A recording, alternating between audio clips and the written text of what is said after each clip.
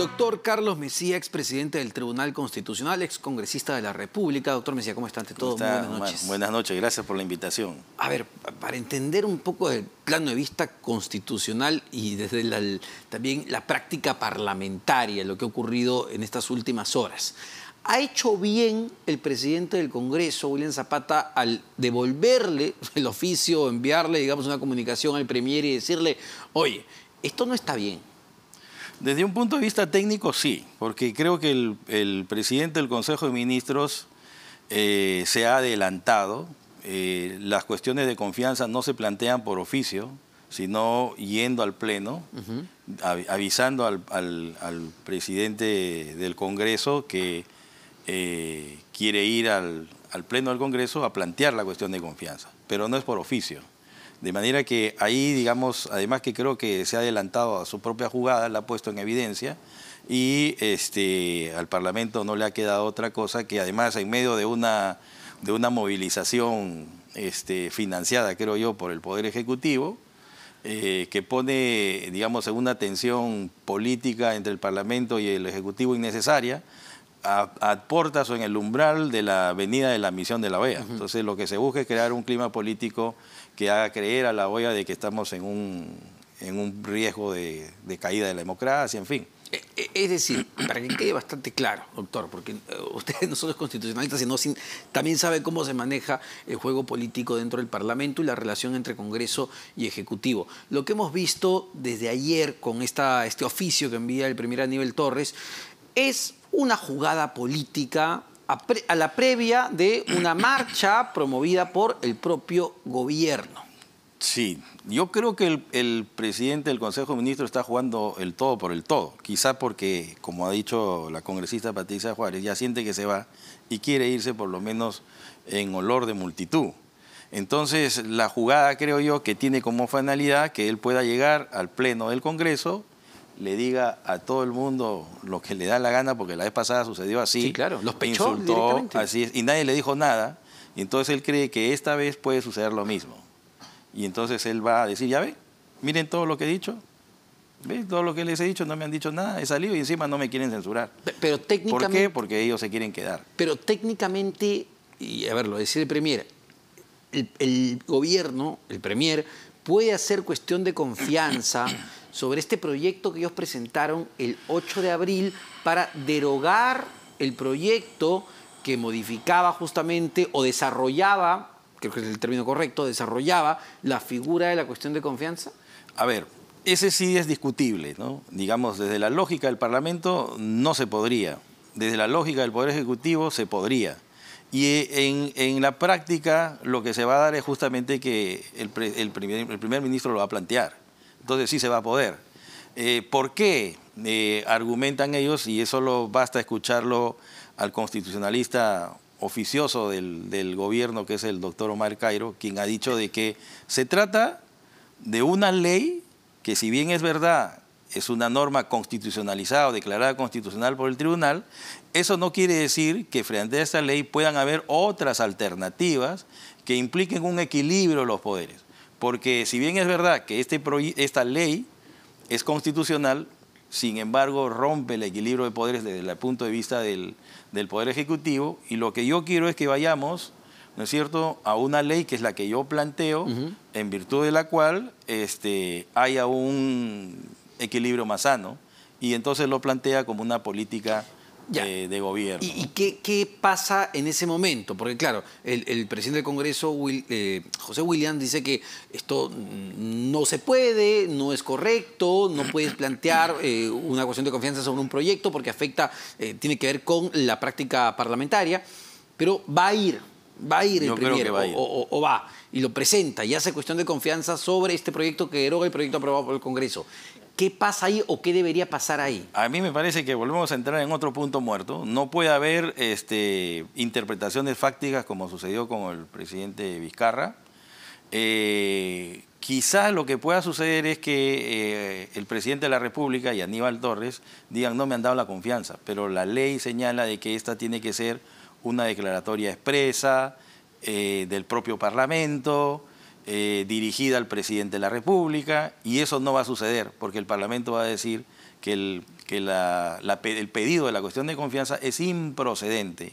Ya lo ha rechazado de plano prácticamente. Es decir, para que quede claro, así en el Pleno del Congreso voten en contra de este proyecto del Ejecutivo bajo el cual se está haciendo cuestión de confianza, no significa que se le ha denegado la confianza porque el Congreso tendría que comunicárselo. No, claro. Lo que pasa es que el Congreso ya le dijo o le va a decir al gobierno o al primer ministro, tu pedido es improcedente. No lo puedo ver porque es improcedente. Es como, digamos, no puedo entrar al fondo porque simplemente lo que me has pedido yo no me puedo pronunciar, ¿no es cierto? Y entonces, como no va a haber pronunciamiento, se va a cumplir el requisito, no se va a cumplir el requisito que exige la ley que está vigente y que es constitucional y que el Poder Ejecutivo no puede desconocer. Esa ley, ¿qué es lo que dice? Que para que el gobierno pueda estar completamente seguro de que le han negado la confianza, necesita un oficio de la presidencia del Congreso que le diga no te hemos dado la confianza. Y eso no va a suceder. Entonces ahí vamos a ver qué viene porque el país a veces es un poco surrealista, ¿no? Sí, claro, y por eso uno se pone en el escenario en el que ellos, pese a la ley ratificada por el Tribunal Constitucional, decidan interpretar esto como una denegatoria de la confianza y dice, bueno, listo, señores, me voy, han gastado una bala de plata y pone al Congreso, entiende, una situación de mucha vulnerabilidad ante el Ejecutivo. Pero justamente yo creo que la situación en la que estamos demuestra las bondades de la ley.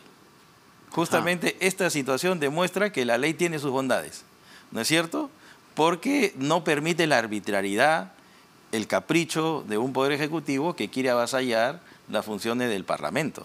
Entonces, ahí está clarísimo, creo que la coyuntura demuestra en su totalidad las virtudes de una ley que justamente sirven para lograr el equilibrio con el Poder Ejecutivo. Y no es como dice el primer ministro, de que hay un desbalance. Por el contrario, nuestra Constitución es presidencialista, autoritaria en algunas cosas, y más bien este desarrollo de la Constitución vía la ley, más bien lo que ha puesto es las cosas en su lugar, que habían sido desbocadas cuando Vizcarra hizo una llamada interpretación fáctica, que los rumores dicen que fue obra intelectual del canciller, del ministro César Landa. ¿Del propio César Landa? Eso es lo que se dice, que el autor, que el que habría sugerido la denegatoria fáctica y la interpretación fáctica de la denegatoria habría sido una idea de él. Entonces quizás, ¿no es cierto?, él, además que es el constitucionalista del gobierno, pueda ser el que esté detrás de la construcción de este problema político. Sin embargo, hay que recordar, ¿no, doctor? Una interpretación que finalmente, la de Martín Vizcarra, que finalmente el Tribunal Constitucional de ese entonces avaló de alguna manera. Pero que ya ha sido derogado por esto. Porque también los tribunales constitucionales no son instituciones muertas, cambian dialécticamente, el cambio justamente de los magistrados sirve para que la jurisprudencia y los criterios no se mantengan a perpetuidad.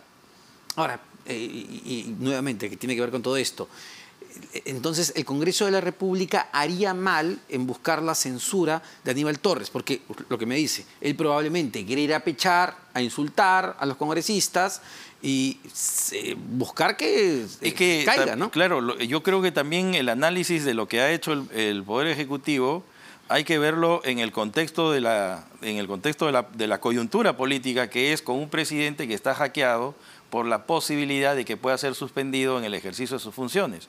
Entonces quizá lo que se busca es que se censure a Aníbal Torres. De aquí a 15 días tenemos otro gabinete impresentable, ¿no es cierto?, y que plantea cosas que el Congreso no puede aceptar y se produce la disolución del Parlamento y entonces el presidente entra en un terreno donde va a gobernar 4 o 6 meses por decreto de urgencia y no sabemos qué puede pasar.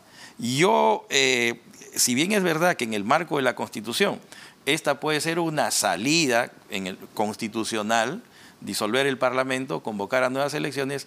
El problema es que ni el presidente garantiza que el interregno va a significar un apego a la Constitución, y creo yo que el sistema electoral tampoco garantiza elecciones complementarias limpias. Y entonces estamos otra vez en un punto muerto, ¿no? Esto se da en un contexto que me parece no se ha mencionado mucho, pero en una semana donde el presidente, la defensa legal del presidente tuvo una tremenda derrota con el juez Checkley, que rechazó la tutela de derecho, que buscaba justamente impedir que la fiscal de la Nación presente la denuncia constitucional. Y el juez Checkley le dijo, oye, Benji, por si acaso, esto está muy bien.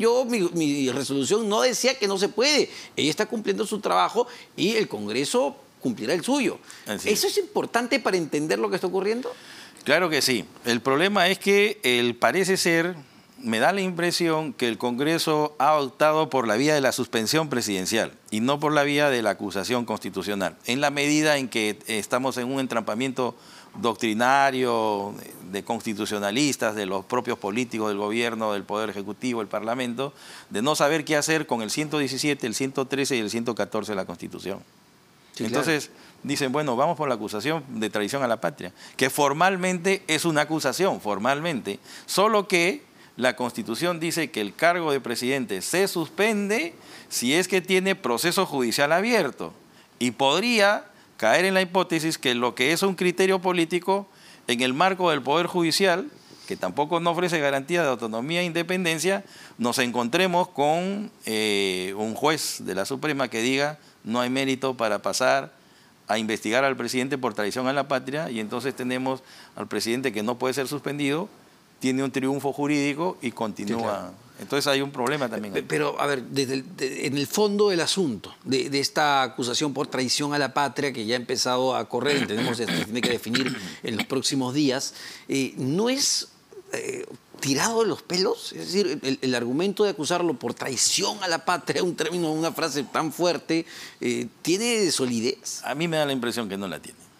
Yo creo por eso es que el riesgo que tenemos, y el problema es que como estamos en puntos muertos, y en la política eso casi siempre sucede, las válvulas de escape justamente son la disolución de las cámaras para que la ciudadanía, esa es la lógica de las piezas parlamentarias que han sido incorporadas en la Constitución, es que el árbitro termine siendo el pueblo, que decida a quién le va a dar la razón, al Ejecutivo, claro, o al Parlamento. Esa es la idea de la disolución de las cámaras. Pero eso es en países desarrollados, donde el sistema parlamentario funciona. Pero en el nuestro, con un sistema de partidos disuelto, ¿no es cierto?, completamente erosionado como un Big Bang, estamos en una situación muy difícil. Y a ver, dado que lo menciona, justo esta semana también, Susel Paredes, la congresista Susel Paredes, pedía nuevamente en un tuit, oye, quizá la solución puede ser lo que se viene planteando hace rato, el adelanto de elecciones. Se necesita mayoría simple y luego ir a un referéndum y que la población haga lo que usted está diciendo, que elija, bueno, a quién le da la razón. Es otra salida, pero los agentes políticos están en el Parlamento y en el Ejecutivo. De ahí es de donde tiene que salir la solución. Sí, claro. No hay otra, nosotros solo podemos opinar.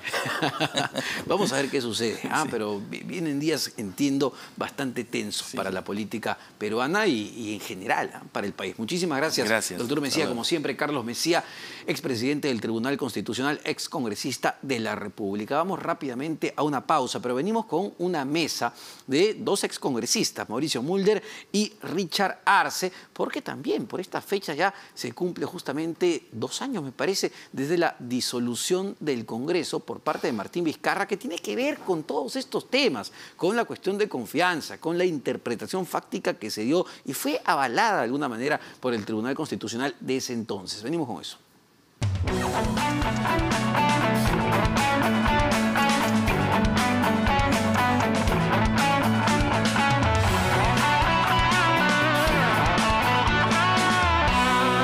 Hechos noticiosos o denuncias con la app del Rotafono. Descárgala en Google Play o úsala en RP.